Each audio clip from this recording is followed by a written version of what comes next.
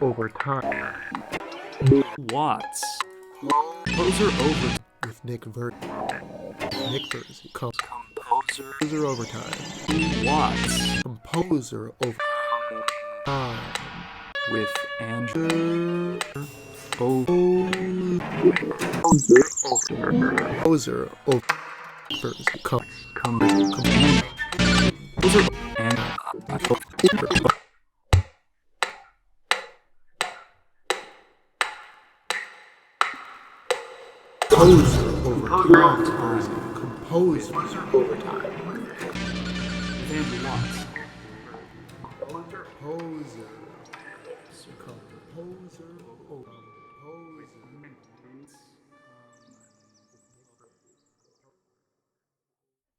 Welcome to Composer Overtime. My name is Andrew Watts. And I'm Nick Versey.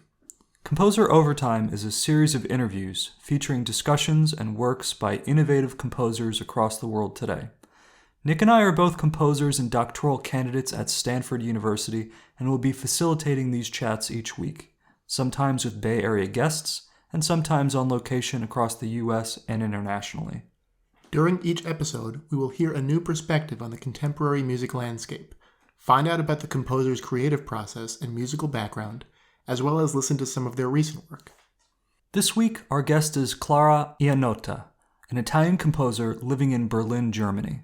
Clara has participated in a number of top residencies such as the DAAD and the Villa Médicis in Rome. Similarly, her work has been premiered by several leading ensembles today, including Ensemble InterContemporain, Trio Ketch, Klangforum Wien, and Ensemble Nikel. Clara began her university education at the conservatories of Milan and Paris, and later studied at IRCAM with Alessandro Solbiati and Frédéric Durieux. She completed her doctorate in composition at Harvard with Chaya Czernowin. Since 2014, Clara has been the artistic director of the Bludenzer Tage zeitgemäßer Musik. It was a highly fruitful interview that will be broadcast in 2 parts and also available online unbroken. Great, so let's dive right into it.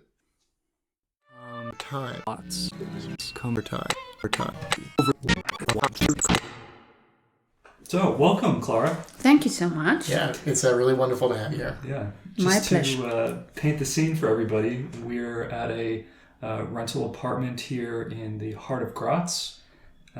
We're all here for the Impuls festival. Mm-hmm. A few days ago, Clara, you had a performance of a work, Outer Space, as part of the Cinescope event here at the Impuls festival. Do you mind telling us a little bit about that? Yeah, sure. I mean, it's a project that actually it's with Peter Czerkawski, which is this filmmaker, with this Austrian filmmaker that made this trilogy, basically, of short films. I think in 1994, or maybe I could be wrong. And basically, they commissioned 2 composers, every institution, because it's between Darmstadt, Impuls, Manifest in Paris, and Gaudeamus. And so they chose 2 composers that composed basically we can call it soundtrack, I guess. The music, let's say the music of this film. And well, I mean, as I was saying, it is the first time that I work with films, okay? And as soon as they asked me that, I said right away no, just because I didn't like the fact that there was this imposed temporality basically dictated by the film itself. And so I said no, and then, but I didn't watch the film when I said no. And then they asked me again, said like, can you watch the film? And I was like, I'm going to watch the film. And then, as soon as I watched the film, I was like, oh my God, I mean, it's like my music. My music is very similar to this.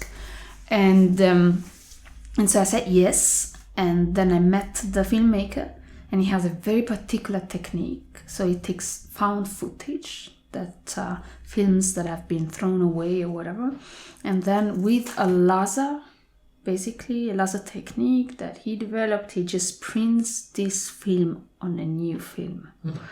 and this creates all kind of artifacts, and it was super interesting. And so, but of course, it is, if you watch these films, as soon as I watched Outer Space, for example, I mean, the film really doesn't need music, because I think that is already a sonic experience.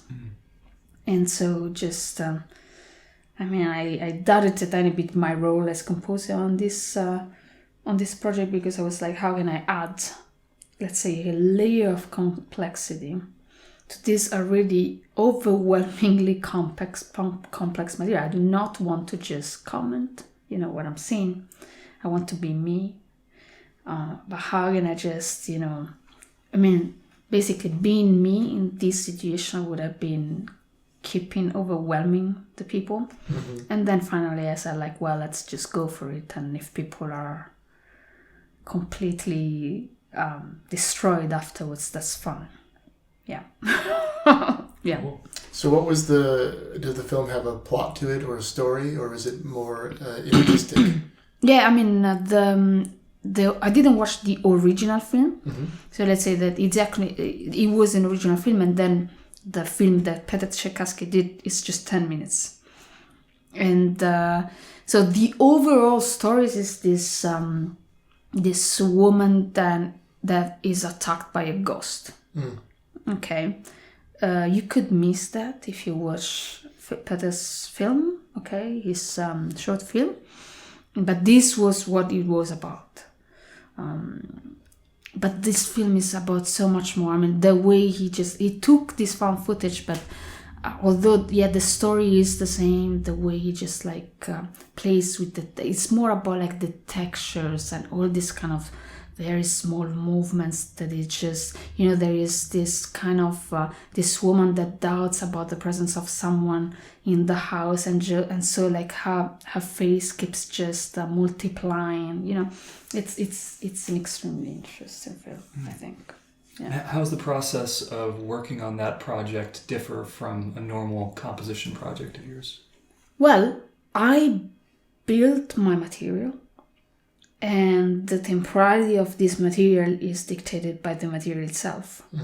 And in this case, I mean, for example, and this is something that you realize even more when you listen to the soundtrack alone. And I think that it works somehow. I don't know how, but I don't know why, but somehow it works also without the film itself. But if it had to be a piece, I would have changed so many things. But not just that. So, for example, the first idea, when they gave me the film, it was, the film is in black and white, okay?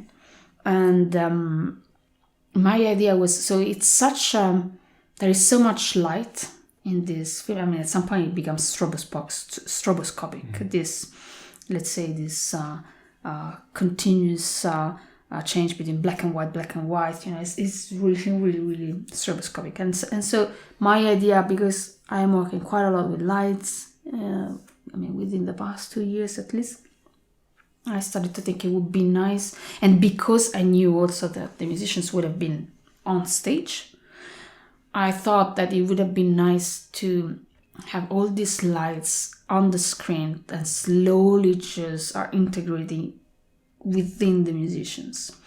So this was like my first idea, and I was like, okay, I'm going to program all the lights, no problem. Then the problem was that they give us the low quality file, which was not black and white, it was gray and white. So all the lights, they were working. On the black and white version, the light were just destroying the film. So I took them out. But they give us the high quality like 1 month before the piece was premiered. So I just couldn't change completely the idea. So, but because the idea was this, I had to come up with all kind of solutions on how you write without a score, how you can be extremely fixed in what you're asking to the musicians without having in front of you a score. So basically the score is the click track. They have 4 different click tracks in which I tell them basically what they have to do. And And so it's of course like very, very different from my other pieces. Yeah.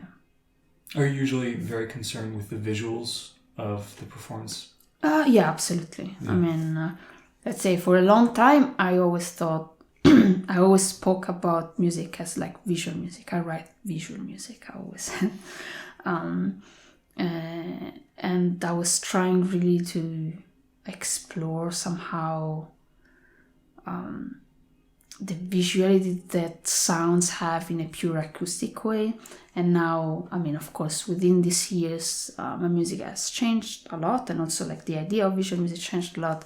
And now I'm trying to develop, for example, audiovisual instruments, and really integrate the visual, the actual visual, but because you need it, not just, as I said, like I do not want that the visual is commenting the music or vice versa, but is if I put actual visual into it, it's because of the music. That's why audio visual instrument, etc.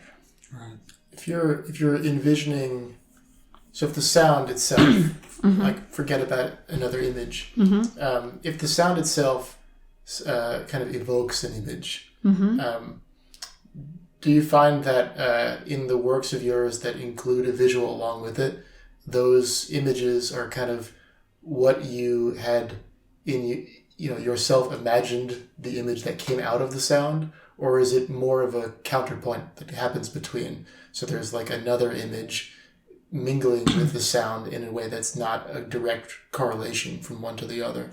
Yeah, but when I talk about visual music, I do not think about actual images. So I have to say one personal thing, which is like I had my mother had like a problem in the past, and she had a very bad surgery, and she couldn't speak anymore. And because the surgery she had was so invasive, when she started to speak again, first we thought that she would have never spoken again, but then she started to speak again, but somehow like the way she was, I mean, I could not understand her, okay, because of the surgery she had. And of course, I mean, because of what she went through, I didn't want to just like tell her, can you just explain to me what you're saying, please? Or can you write it down? Because I don't understand. I somehow, so that although the way she was talking to me was as before having the surgery, although the sound were different, the way I was listening to what she was saying was completely different. If I would use my ears only, I would not understand anything. And so I saw that I had to look at her. I had to just like see how she was moving. I had to, it was really a physical listening. And when I noticed this, I was like, I want exactly the same thing in my music. I want that it is not just the ear involved into the process of listening to my music, but it's also like everything else. And that if you do not look at it, there is one part of the music that you're missing. And so I was like, how do you just like even just move to get this sound, etc. And like all these kind of things that it was not really which kind of image can I evoke with my music, but more really like how can my music be seen. Yeah. A more complete understanding of the music. Yeah. That was the idea that I had at the very beginning, 2012, when I started to talk about visual music. Yeah. And I suppose then the piece that you did with film, this came after you had been sort of working with this understanding. Yeah, I mean, this film, we did it, I finished it last summer, so a long time afterwards. Sure. Really like a long time after I started to integrate audiovisual instruments to my pieces. And really say like, okay, I think that I understood what I was doing, like this kind of visual. I mean, it's always more utopical than it's like you have it in your mind, then you don't know whether really people that come to the concerts see it the way I see it, but it was this idea for me. But this I started then to really have start to have audiovisual instruments, let's say in 2016, something like this. Can you speak a little bit more about the audiovisual instruments themselves? Yeah. So, for example, I started when I was in Boston, and my two landlords, they are amazing people, and they are engineers at MIT. They teach at MIT, and they are like some of the best people I've ever met. And then we were just like talking. They are very interested in music, and they saw that I was like building things the whole time, and they were like, what are you doing? And I explained to them what I do, like this idea of just visuality, blah blah blah. And then they were like, but do you think that we could build something together? And I was like, with engineers at MIT? Oh yeah, please do my instrument. Can't really turn that one down. Yeah, exactly. And so basically I went to meet this young, I think freshman or something, I don't remember now. And we worked together over a semester. So I had the idea of working with silicon, and with almost like creating a wall made of silicon in which people could just move, almost like into it. And my idea was, how can I have this enormous wall of silicon that basically depending on where that I map completely with sounds, and then depending on how you touch it, how much deep you touch it, where you touch it, how deep you go, etc., you basically go to excite, let's say, some layers of the music that are mapped into this.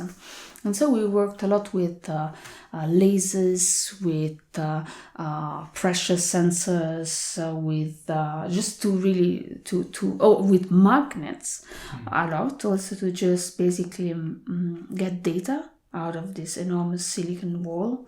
And that was like my audiovisual instrument. Of course, if you had, for example, dancers, they could just like move into it, that you almost like get out like a monster. Have you watched Stranger Things, that there is this guy that this monster that gets out of the wall? The silicon allows you to make this kind of images, right? And I was like, but what if depending on how you touch it, where you touch it, etc., it's just an enormous wall of sounds actually. And so this is how I started. And then I had for example, in 2018, I wrote this piece that is called Scholar, Captained with No Mast. That is a piece installation in which the four performers are completely almost like encaged in an enormous structure made of aluminum tubes and steel threads. And basically what they do is that they play these tubes. So it's not just visual aspect of it that you see, but they are there, and this visual aspect is there because that is their instrument. It's not just I want to make something nice. It's their instrument. So with these installations and the instrument building, do you have parallel like artistic practices? What do you mean? You mentioned the film. Do you also do other like photography or videography or we're talking to just for fun? Well, it doesn't have to be for fun in quotations, or it could be just something else that you're doing in parallel. Let's say I build things, but then when I need to, for example, with the installation, there was a visual artist architect that actually built it for me, that I met, or like, for example, there are, I've always built things, like this is how I grew up. My father was it always tied to music though? No. Oh, is this more recent development? Yeah, it's like, I think that this week, because I'm teaching, I said it 10,000 times. But nobody heard. I come from a very, very interesting family. My father was an architect, and my house toys were kind of forbidden. And so he taught me how to just build things from scratch. And at the beginning, it's very fun. Because, I mean, at the beginning, let's say that I was just copying what I would see on TV or like that my friends would have. So I was just like building the same thing or like something that was close to the same thing. And then after a certain time, when I just like saw how things work, you know, until when you have experience enough, I would start to like build the toy image in my mind and then use everything that I had around me to just, you know, represent it physically. And when I started to compose, that was exactly the same approach, which means that I built a sonic image in my head, and then if I have to write, for example, for string quartet and the strings don't allow me to get that sound that I'm thinking about, I will use something else. And that something else sometimes implies building an instrument, actual instrument. And sometimes I can do it myself, and sometimes I have to work with someone. So, for example, we just finished a new instrument with this engineer that I know, this visual artist engineer that I know that is amazing, that is called Jan Bernstein, and we just finished an instrument for a new piece of mine. Oh, what's the instrument like? So basically, I had to write this piece for harpsichord, and I absolutely hate to touch the keys of the harp. The resonances are nice. The fact that you can completely detune the harpsichord is amazing. But the fact that when you have the attack, it sounds like that is just something that I cannot stand. So when I you are playing piano? No, I was a flutist. Okay. I just don't like the sound of the attack. And so I went to I met the pianist or the harpsichordist, I don't know how to say, and we tried several things. I work a lot with EBOs and prepare the strings, detune the strings while there are EBOs inside, using glasses, etc. And then at some point I was like, what if I had like 10 EBOs inside the piano? And what if, you know, they were much stronger than what they are? And so someone actually built a piano EBO that involves enormous technology. Because actually, I mean, the EBOs that I always thought that they are too expensive, the technology they have is amazing, and you don't pay that much for such technology. I mean, it is a magnet, but there is an analysis in order to understand how to make the string vibrate. No? Is this piano, is it by Andrew McPherson? I think so. Yeah. I don't quite remember. It's on YouTube, on internet. Yeah. And I think that at some point they did something together with IRCAM also. Oh, okay. Yeah, I mean, but it involves an enormous amount of technology, enormous amount of metal inside the piano. It's just insanity. Like this huge...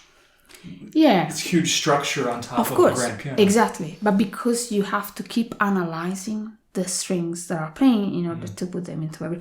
And so when I went to talk to this friend of mine, this engineer, and I was like, okay, but what if we give them the frequency, you know, so that you do not have to make any analysis. At the same time, I was like, but I'm going to detune the harpsichord while you play. Oh, I see. So we have to be able to tune these magnets, basically. And so we came up with an interface, actually, that has 2 potentiometers. So I have all my EBOs, basically. I have 1, 2, 3, 4, 5, 6, etc. And I have switches to switch on and off these magnets that they create this, you know, magnetic field around the string. And then I have 2 potentiometers, one that allows me to tune them, and the second one that allows me to basically find the tuning. You know, you just make it better. But the amazing thing is that because it's an electric magnet, as soon as you give electricity to it, to it, it starts to just make weird sounds. And then as soon as you start to tune it, you hear all kind of weird harmonics that come. And then I put it close to the string so that the string actually, when vibrates, touches it. And so basically this is my instrument that we just built. Are you happy about this sort of like chaotic element to it? Oh, absolutely. I'm an OCD person. Like, I'm absolutely a control freak. So but I love everything that is super dirty and then somehow I cannot control. Yeah. And so, for example, if you look at my scores, like, they are extremely notated, like until the last detail. But the techniques I use are you can never really predict completely the result, the sonic result. Yeah. So this allows me to, first of all, get very uncomfortable when I listen to my music. And second, to basically play with what I like, with this dirtiness that I like, that it's always different. And great, yeah. Yeah. I think that's a great point to listen to some music. Sure. So what's the first piece? I would say probably Paul Marx in Wet Cement, maybe, my piano concerto. Okay. Yeah. Do you want to say a few words about it in terms of who are the performers? What's the context for the work? Yeah, sure. I mean, it's the recording is Will and Lachutamia, which is this French pianist, with the Ensemble InterContemporain, conducted by Kafka and Daniel Kafka. And I mean, it's it was a pretty interesting project in the way that they gave me this piano. And it's the least instrument, it's my least favorite instrument, the piano, because there are so many things you can't do. So and also they had a piano concerto, which, I mean, this hierarchy, I wanted to express it in another way. So basically, all the sounds come from the piano. Everything comes from the piano. Although you will not perceive the piano as soloist. And then I started to just try to give to the piano all the things you normally cannot do. Sustain sound, bringing resonance to, like, for example, an attack inside the piano that is not proper of that attack. It's just like trying to build this kind of topic instrument. Yeah. Great. Yeah. Okay, let's have a listen.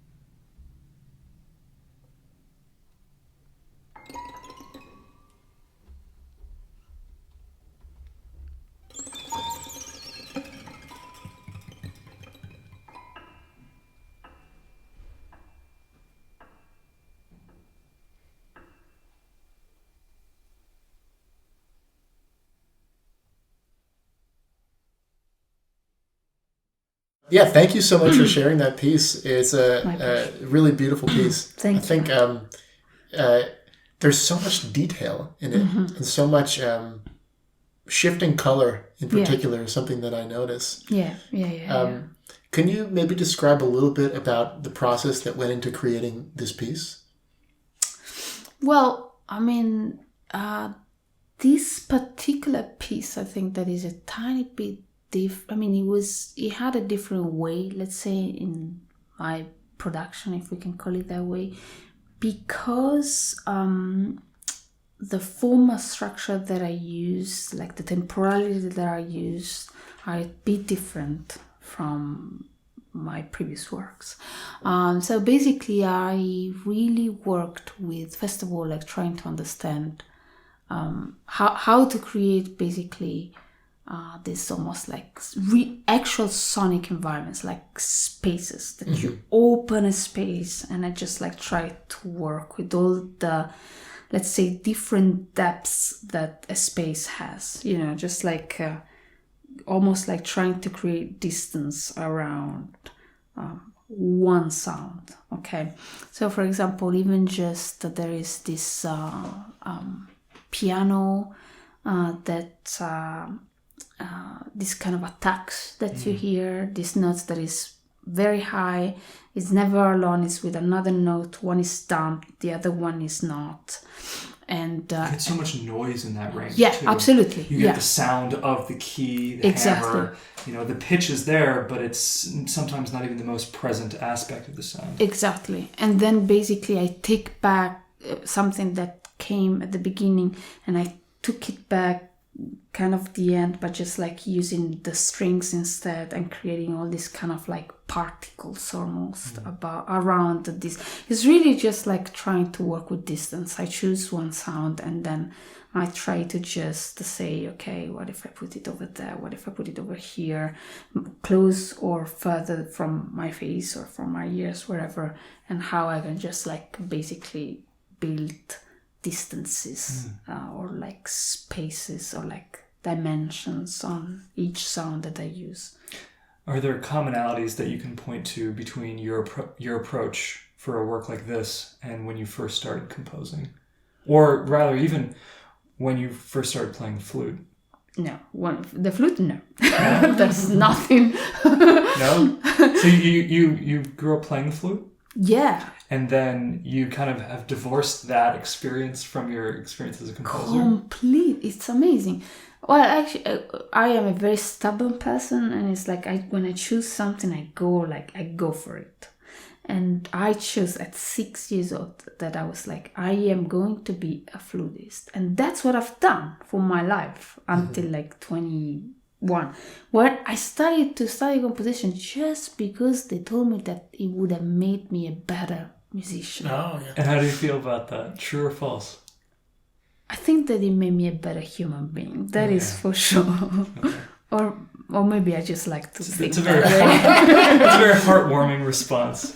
Now we all cry. Yeah. No, I think that I like to think that also it messed up a bit my life because every single time I write a piece, for me writing music is really like discovering myself, like investigate the interiority of what I am, and so it's like it's really painful, really painful, which wasn't playing the flute, I mean. Yeah, Andrew, as part of these interviews, I interviewed Andrew, and he'll interview me at some point also. Nice. And it was something that he said also that I agreed with as well, which was that basically you're kind of throwing yourself into a very difficult position to get something new out of it. You have to push yourself up to an edge that you haven't explored before in order to unlock a part of your soul that's been hidden inside there or something. And that can be a very painful thing to do.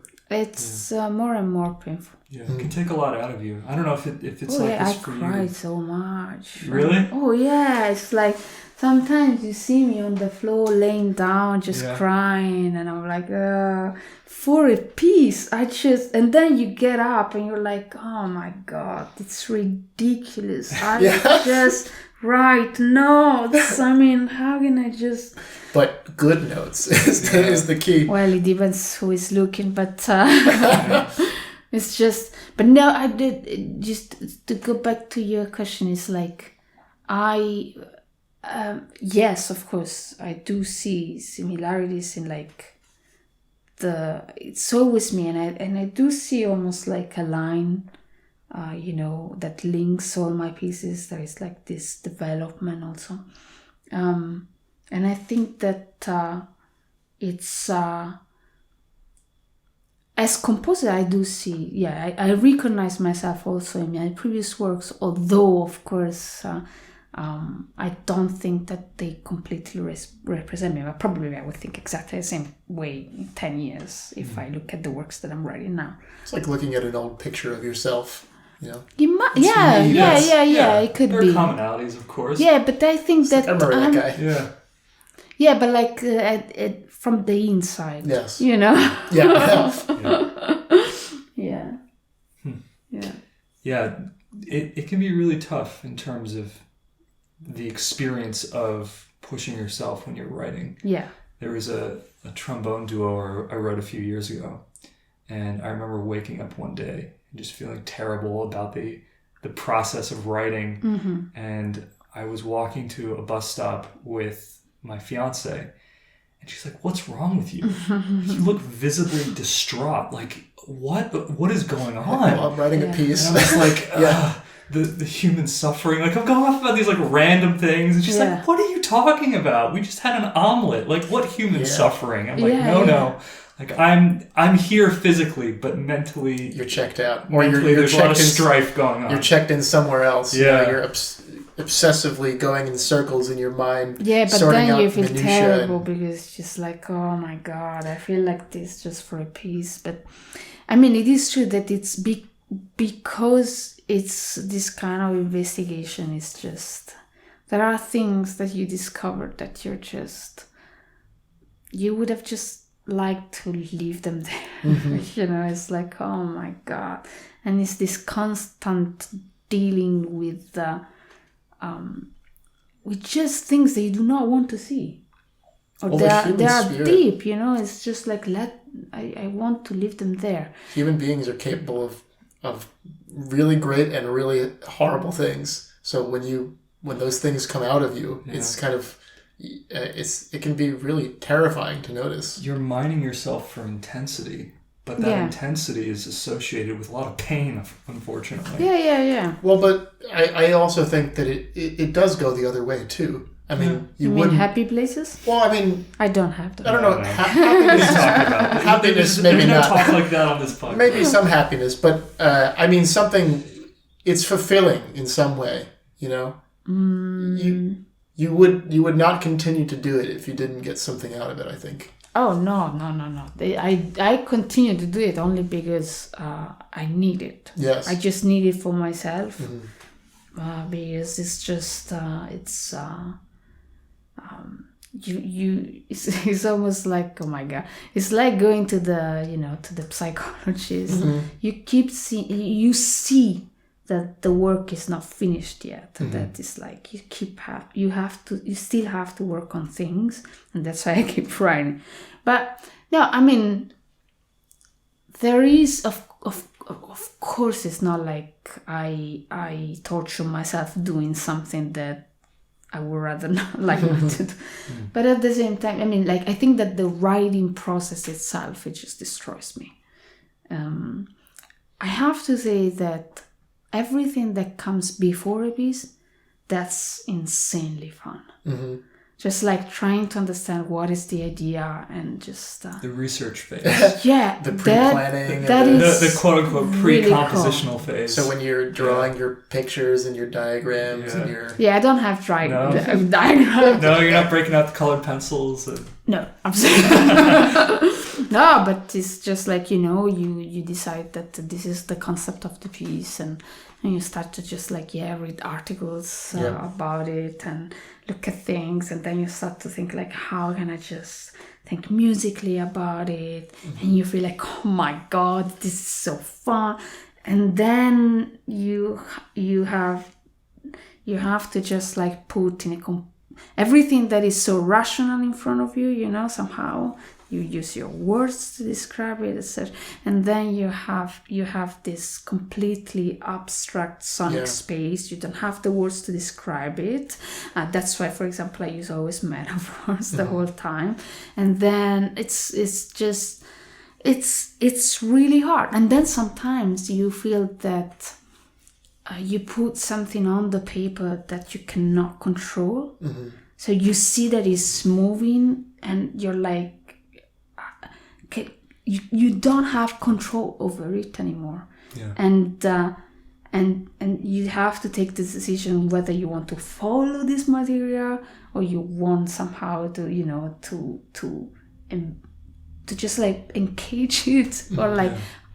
And it's just frustrating sometimes. It's very frustrating. I feel like there's often a point when I'm writing when the concept gets developed to a critical mass. And rather than I'm pushing and trying to struggle with the material, it then starts pulling me. You keep suggesting things. Then it's like it has a life of its own. It's just going. It has a trajectory, and I'm just allowing it to arrive at its place. No, absolutely. Well, you have a sense of the logic from which it came, which is like from that initial idea, which was, it was in your control, but you had no idea where it would lead once all the other decisions that surrounded it were made. And then beyond that, it's kind of like, well, if it's going to be consistent with this, there's only really a few options that I have to choose from. True. And I might not even have chosen any of them if you had told me this like a month ago, or even based on the articles that you were reading, or like all of that. It all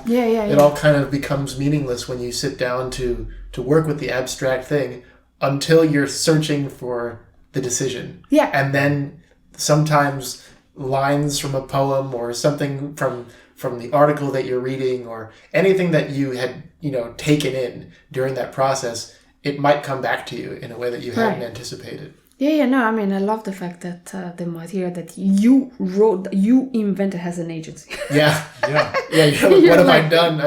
You're like, oh my God, that's so powerful, Dr. Frankenstein and Frankenstein's monster. Exactly. How much power do I have? Because I actually create things. I'm merely a vessel.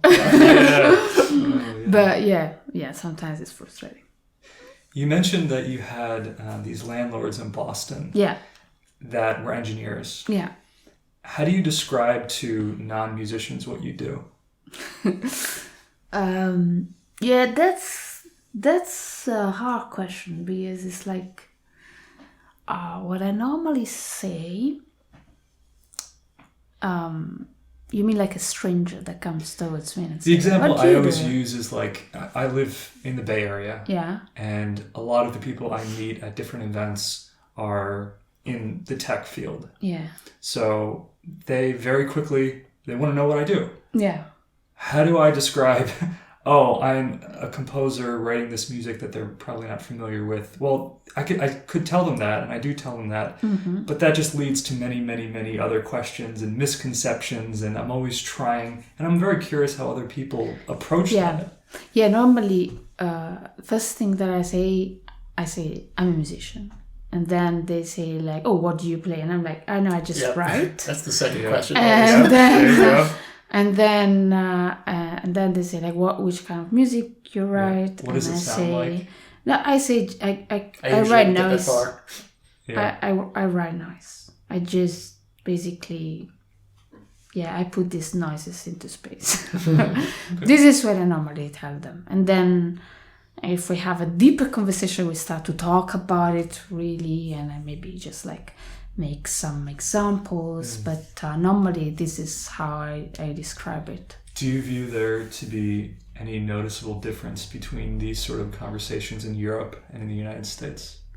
Not really. I think that, no, not really. If I am thinking about non-musicians, okay, I had pretty much the same conversation. I want to say, so I prefer to say noise because this really gives them an image.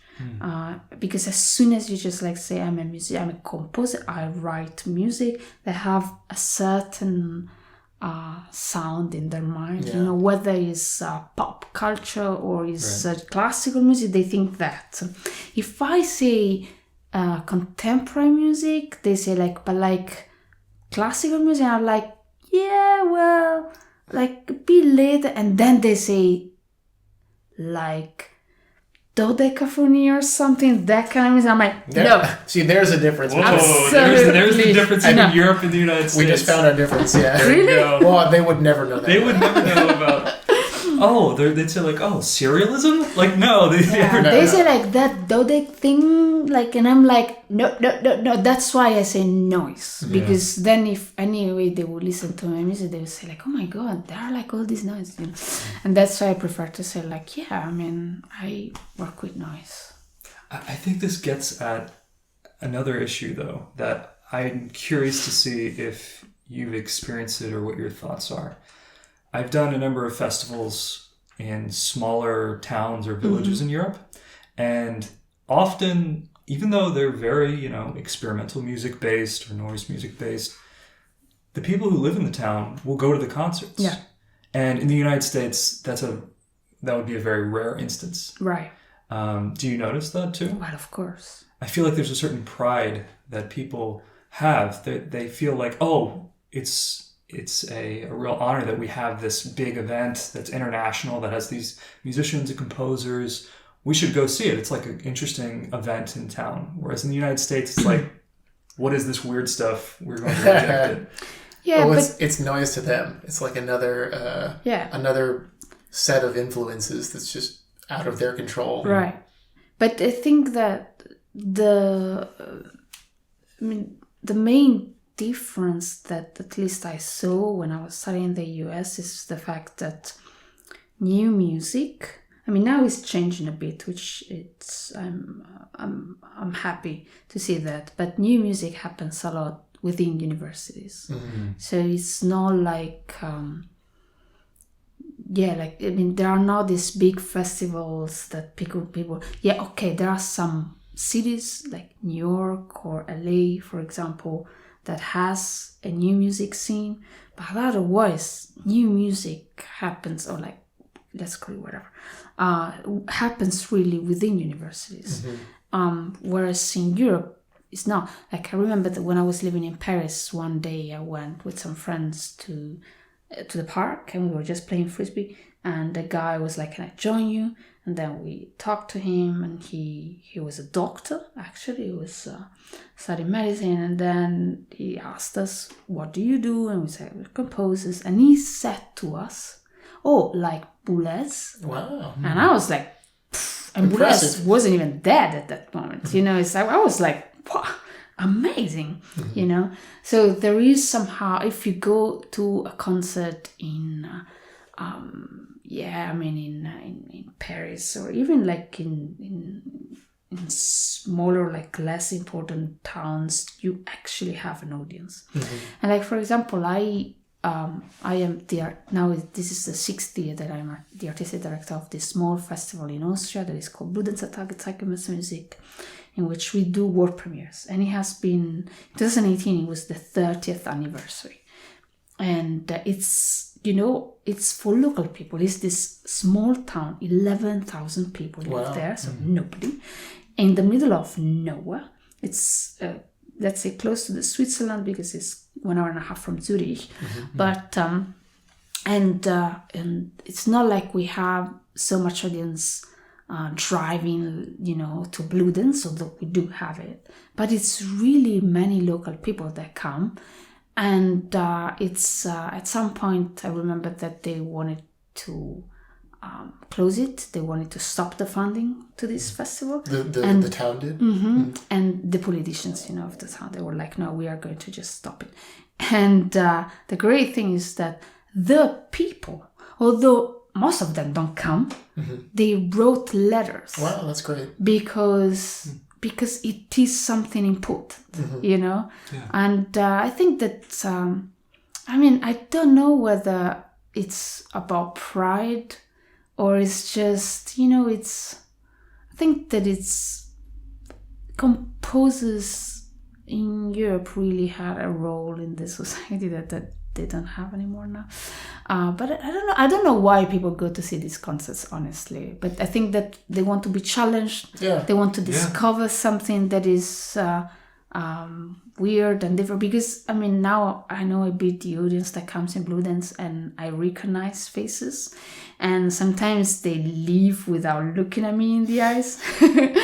And sometimes they come and they say... Well, at least they come back. We do that. They do come back. Which is they're still curious. They're still hopeful. Yeah. They still think that there's something to be found there. Yeah, exactly. They want to be surprised. They gave it a shot. They came at first, even if they left early, they still gave it a shot. Yeah, they want to be surprised. But I think that the main difference is this thing that, in the US, it's just universities.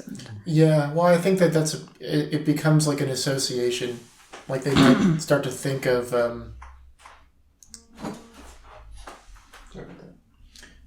Sorry, I'll edit that out. They start to think of new music as being an academic thing, which is, it's a complicated issue because it is in an institution, it becomes academic, and so you get a mixture of people who are really exploring their music in an academic context, and others who really consider research to be a mode of self-exploration that kind of enhances the music. And when you have those two things mingled together, it's understandable why the public might start to confuse it themselves, I would think. Yeah. I don't know. To me, it's just one of the biggest really difference that I see between the US and Europe is the fact that composers, except for a few, they just can't leave composing the music they really want to write. Either they are film, they write film music, or there are just a few like John Adams, so that they can definitely live with just commissions. But the composer becomes a professor. That's right. That is your job. Whereas here is. It's not like every pass. Probably there is just a tiny bit more fundings, and also for very, very weird things. Like in Berlin where I live. Too. Huh? For larger projects too, I think. For larger projects, I think that there is just a tiny bit more money. Like Germany, for example, they actually increased the amount of money that is given to the culture. That's incredible. And I think that that's great. France has state commissions that many, not 10. Something like, I don't remember, even once I was in the jury, but it was maybe 35, 40. Wow. A lot of money. That's great. Given to people, just to write new pieces, and it's just you still feel that, now, you don't really have an active role as composer in the society, but at the same time you are able to do it. In Berlin, for example, where I live, it's there is so much space for all kind of arts. You can take as many risks as you want, and you will have a space anyway. And this doesn't happen everywhere. That's amazing. Yeah. Even just in France, which everything is centralized in Paris, above all, and then a bit Strasbourg, a bit Lyon, but everything is centralized in Paris. I lived there for 6 years, and at some point I was just, a bit fed up with the situation, which the music was always the same. It's music that has to work, and music that and a bit in the US, I felt a tiny bit that way, although I feel that there is a new generation of composers that are doing really something interesting. I think it has something to do with the fact that the reason why, this is maybe one aspect, that because this goes back to topic of like survival and adapting to something. It's Yeah. like, well, if the way that you're able to make your way in the world in the United States is by being a part of an institution, then you have to adapt in some way to kind of suit the needs of that institution, which is a really tragic kind of thing to have to do. And then I think what's happening now is just the institution of the university is kind of, it's no longer as reliable of a resource for composers as it used to be. Right. The opportunities are much fewer. The extent to which artists feel that the university is enhancing their sense of freedom is diminishing, I think. And so as a result, you have to tap into that part of yourself, which is, well, I did get into this because I'm passionate about it, and I'm not going to do this if I'm not doing something that I really want to be doing, especially if pandering to the institution isn't getting me anywhere. Right. So you revert back to being an artist in the end, which I guess is a hopeful note.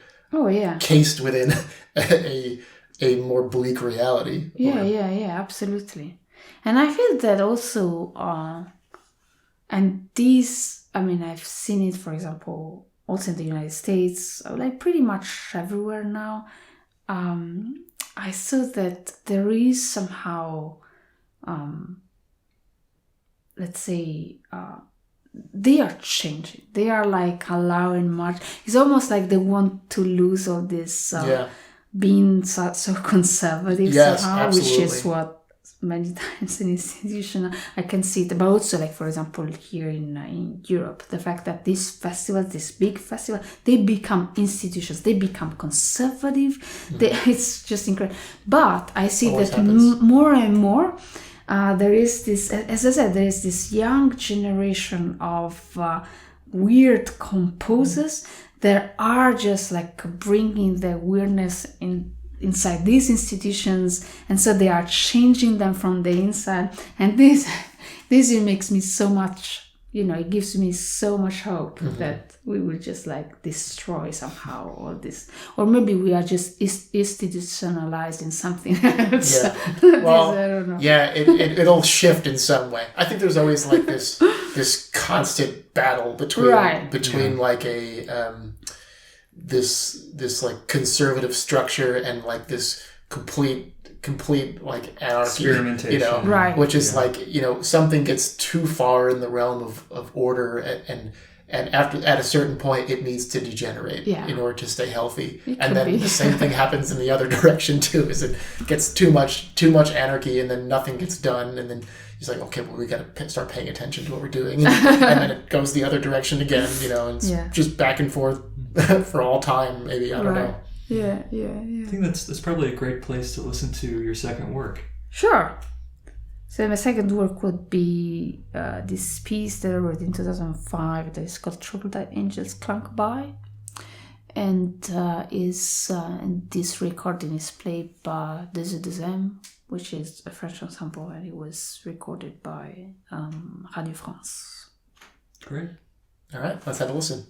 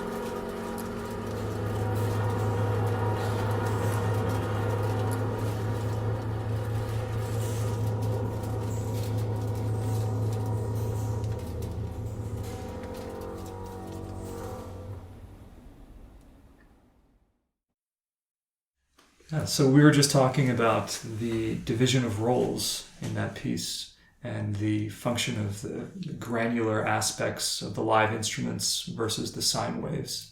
Mm-hmm. Can you speak to that a little bit? Yeah, I mean, it's this piece, Troglodyte Interest, is a very, very important piece for me because it's.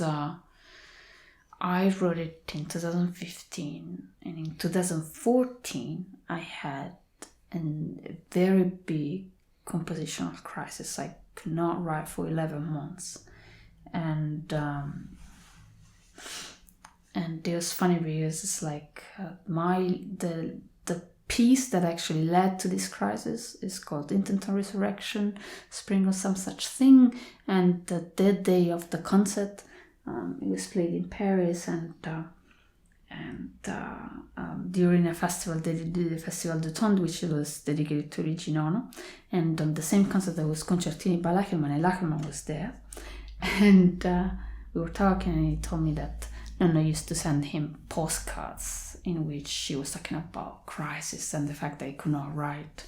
And very naively, I told him, well, I think that it's important. Artists should have crisis, at least one, and he told me, well, it depends what comes afterwards. And so it's like I lived this crisis, which was, I mean, funny enough, and really I'm not making it up, right afterwards this started, like this 11 months of sufferance, and I kept just thinking, what comes afterwards, you know, what is this piece? Mm-hmm. And Troglodyte Angels was the piece that came afterwards, and I had this idea, I mean, this feeling mostly, it's like everything became really painful, and it was like how I started to think, how can I just like scream without being loud?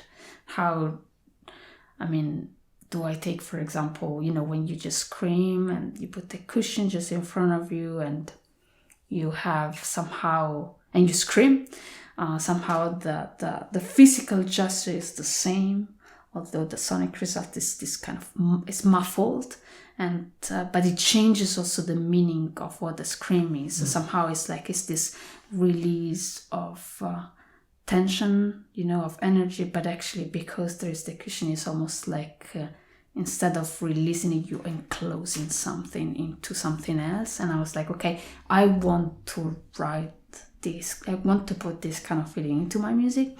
And so I came up with just like I restarted basically where I left at the crisis. I was composing dust. I was like, I always talk about this, like Intent on Resurrection was like, it's about dust, okay? And so I was like, okay, I restart from dust, but seen from another perspective.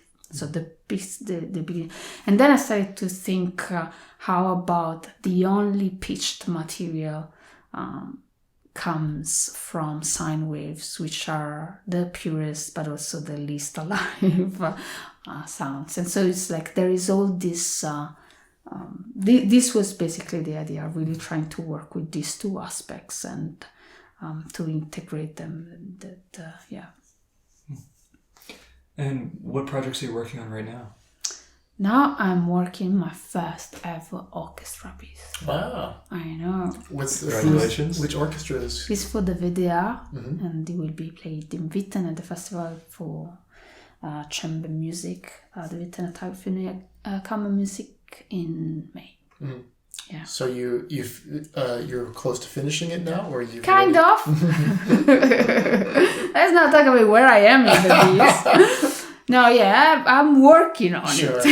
Hey, that's good though, at least, right? Oh yeah, I mean, yeah, it's because they are asking for it for this course, so I have to work as many hours as I can. Yeah. What's the piece like at this point? Well, the piece is about mold. You know, it's so since 2014, all my pieces, or all the titles of my pieces, they come from the words and the image actually that these words create in me. The words of Dorothy Molly, which is this Irish poet, that it's probably the biggest inspiration that I had, and I still have.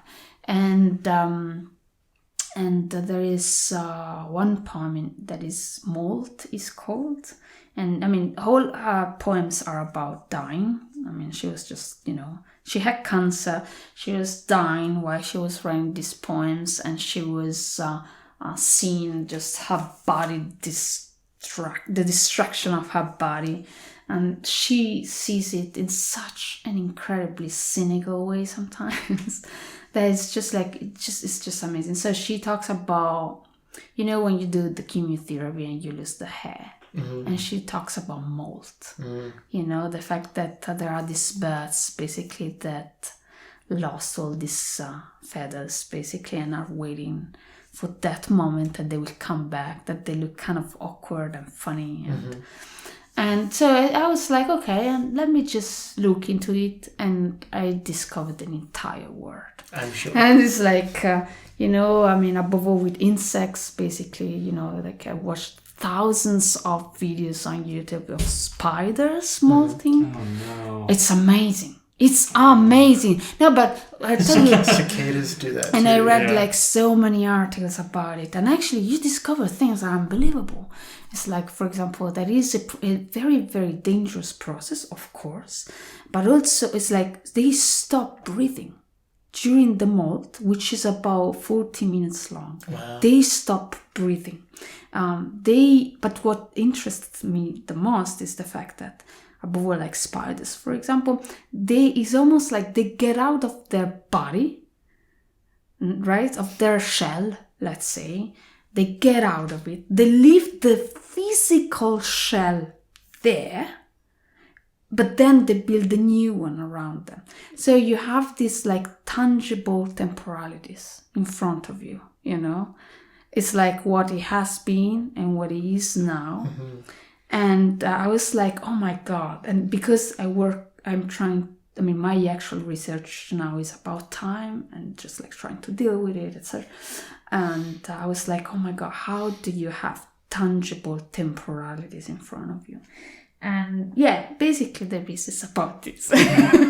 Easy. It's interesting because it strikes me that, as humans, we have to kind of be symbolic in our effort to to articulate that we are molting in a way, right? Like if we're trying to move from one phase of our life to another, or signify an epiphany or something like that, it requires like an expression of some sorts, because we don't have physical means of we can't molt in the same way that a bug can. But I mean, imagine if I actually did molt like a spider, that is like I get out of my body and as soon as I get out, everything is smushy, it's like everything is, and then I harden up, but there is that part of me, like actually on the floor. Like if you did it now, like there'd be you sitting there exactly. And you'd be like going over to the kitchen and getting a glass of real out-of-body experience. That's right, yeah. Right, and also I really like like creepy things. Oh yeah. And this is like so a bit gross. I would say like this kind of. I mean, if you watch these videos online, you're like, whoa, ooh, oh, you do. But I mean, as you were describing it, that was how I was. Yeah, I saw your faces. Yeah. But no, I really got into it, and I was like, oh my God, I just want to understand how it works, and then it led to many sonic ideas, like starting from this concept and just like dig into it. And mostly the main question was, of course, how do I create tangible temporalities? Because of course you can, and you can say like, oh yeah, well, I just built some, like I write something and then I just put something on top.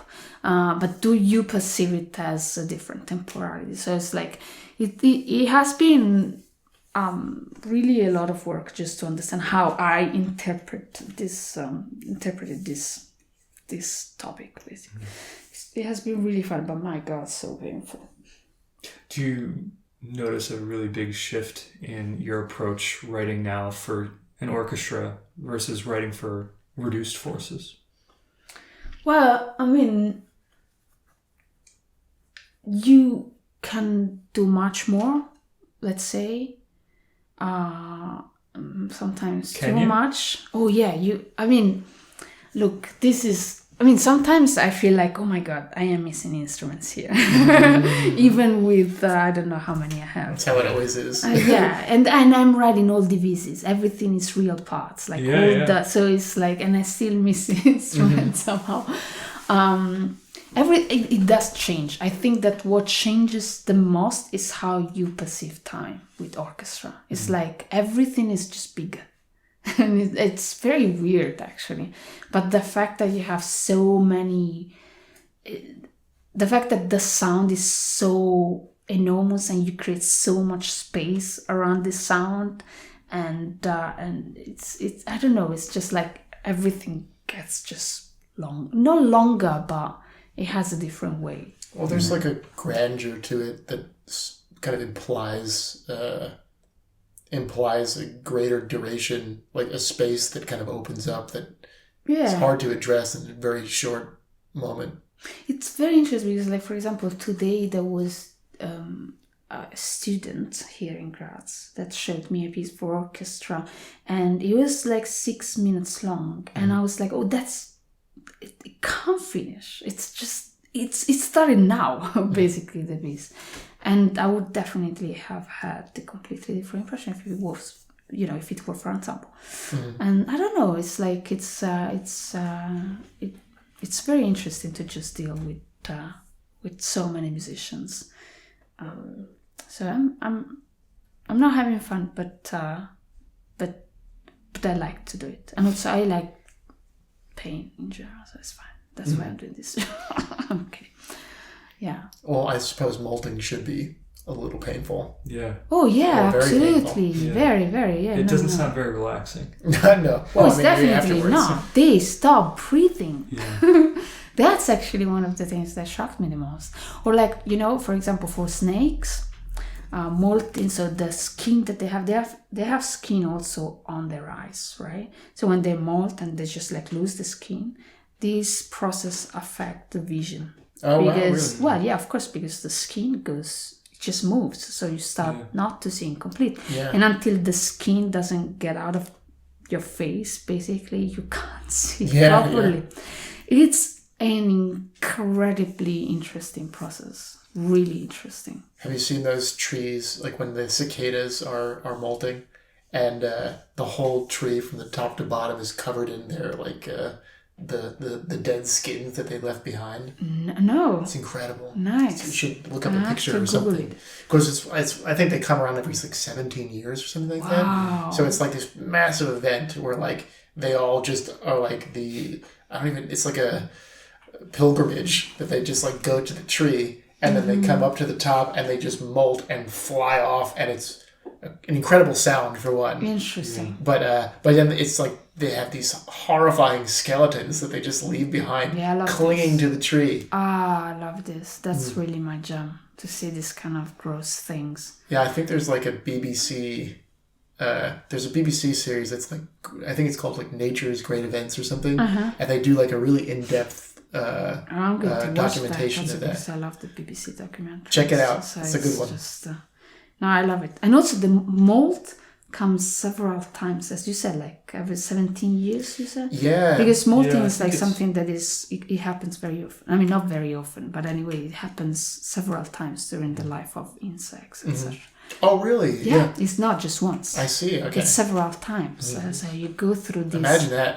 Oh my God. A couple times, yeah. Oh, it's amazing. It's just, it got me really excited when I started to discover all these things, and then just like hopefully, I mean, my idea was to make the orchestra bleed anyway. I want that is a very, very, I do not want that you sit on a chair in a comfortable way. I want to make you feel that pain. Like you're being torn out of your skin and... No, I want just... That would be nice. It would be. It would be very nice. But I just want that you are not comfortable. That you're not like, oh, very nice. I wanted to kind of feel the pain. We do have that. Yeah. We have the nice, well, we have pain too, but not, we have less of it maybe. Well, this even goes back to one of the things we were talking about with these concerts in these small towns, is this ideal of being challenged as a listener. Yeah. Is virtuous. Yeah. To some. Yeah. And it's something that I'm always interested in. Yeah. I could listen to something that's easy, successful, unsuccessful, that's unimportant, but to listen to something that's challenging, there's so much more value in there. I mean, I don't know if it's about value. I mean, I don't know if it's more valuable. Well, for me. But I have to... Oh, okay. Yeah, personal value, I mean. Yeah, I mean, I have to say that I do not care whether you like it or not, but I just want that you get out that something happened, Yeah.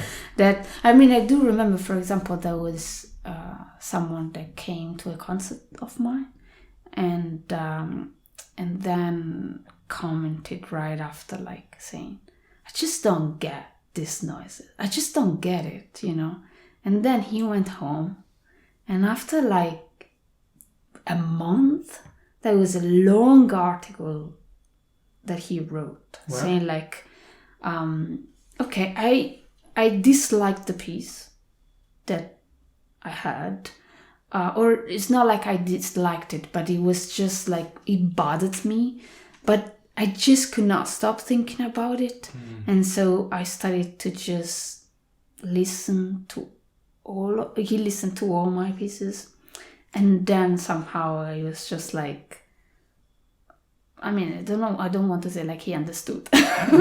But it's like, although this piece that he listened to, it bothered him, it was like, I just cannot take it out of my head. And now I have the, the urgency of hearing more of what bothered me in first place. Yeah, there's some, we've discussed that before. That's right.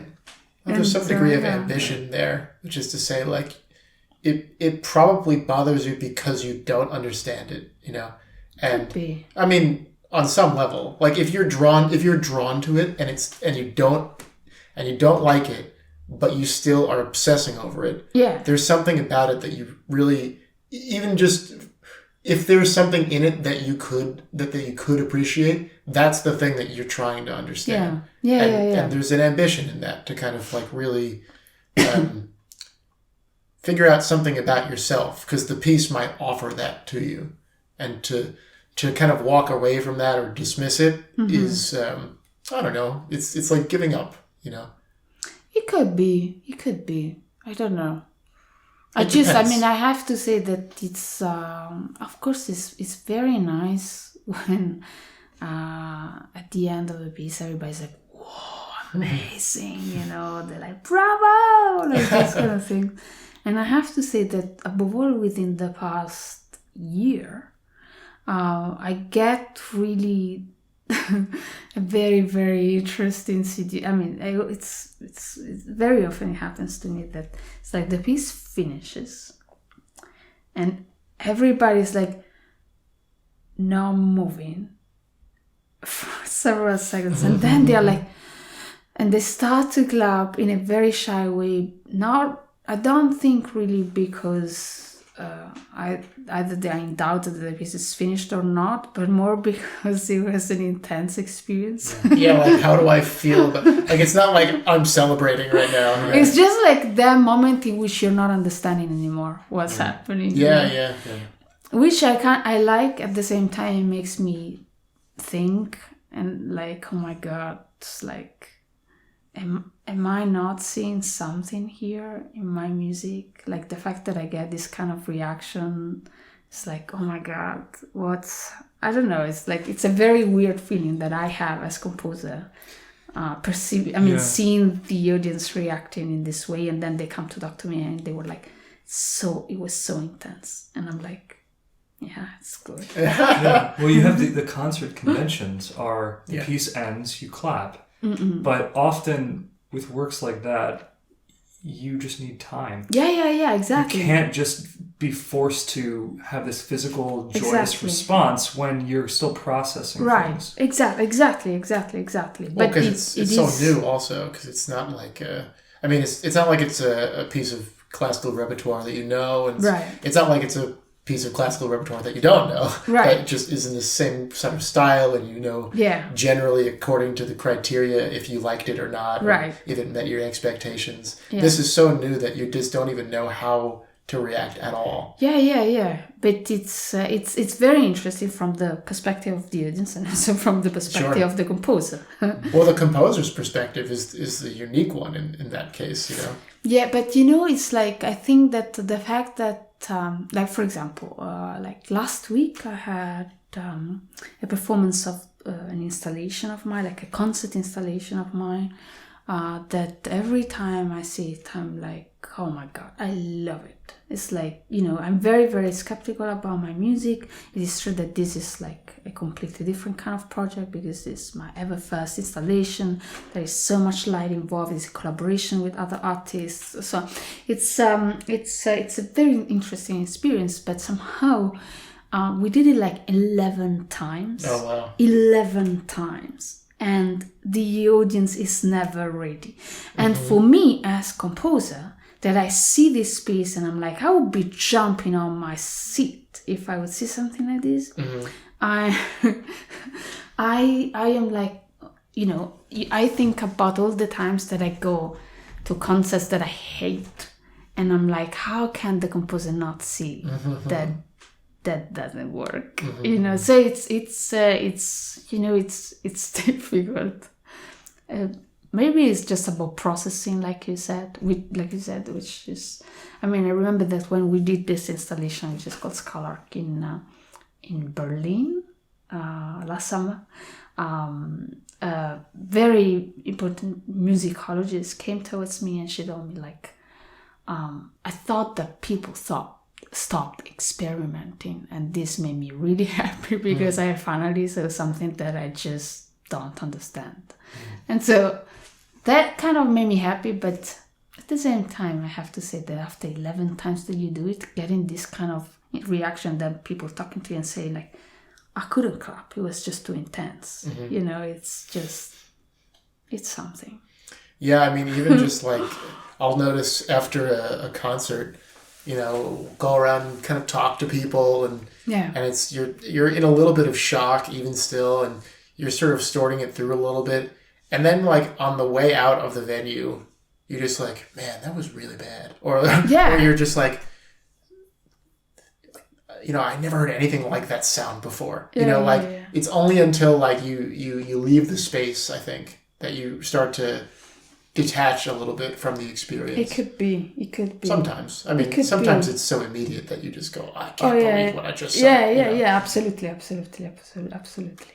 No, but I like it. It's like, I like it. So the for the orchestra that was, I never think about the audience, but I think that it's pretty intense, this piece. It is very intense for me to write it. So I think that you would perceive this, like, kind of either frustration or pain, or like, all these feelings that I have while I am just suffering. Well, lastly, what's on the horizon? Well, many things. It's like, many pieces, of course, thank goodness. I am starting to teach. Now it has been, this year actually, it has been a lot of teaching, I have to say, which is very interesting for me. And many more collaborations. I found, for example, this amazing light designer, Eva Alonso, that we really found each other, and we are trying to just, like, explore more this audiovisual aspect of arts, etc. So it's and then, like, building more machines, and I think that and suffering more. Can't have no suffering. Oh yeah. But I think that for now, like, within the next few years, many of these things.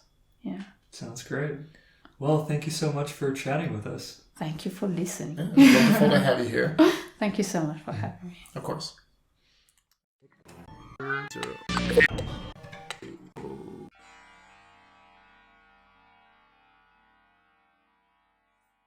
That was our interview with Clara Iannotta, an Italian composer living in Berlin, Germany. More of her music is available at claraiannotta.com. That's CLARAIANNOTTA.com. If you would like to hear more episodes, new interviews are broadcast on the radio, Fridays at 2 p.m. Pacific Time through KZSU 90.1 FM, as well as on Composer Overtime's YouTube and SoundCloud.